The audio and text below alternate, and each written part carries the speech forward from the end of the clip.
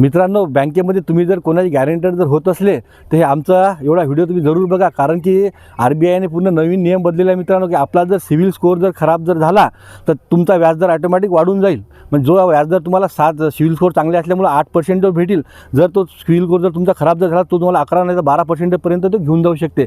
आणि मित्रांनो, राहिला हा आपल्या व्याजदराचा प्रश्न. दुसरा मित्रांनो, जर तुम्हाला कोणतं गृहकर्ज, पर्सनल लोन किंवा वाहन कर्ज घेत असले आणि जर तुमचं गॅरेंटरमुळे जर तुमचं सिव्हिल जर खराब असलं तर तुम्हाला बँक उद्या लोनसुद्धा देणार नाही. त्यामुळे कोणत्या बी तुमचा मित्र असो की कोणी तुमचे सहचारी असो, पहिले त्याचा सिव्हिल तुम्ही स्वतः चेक करा की हा वेळेवर पैसे भरते की नाही बँकेत, याची पत बँकेमध्ये कशी आहे.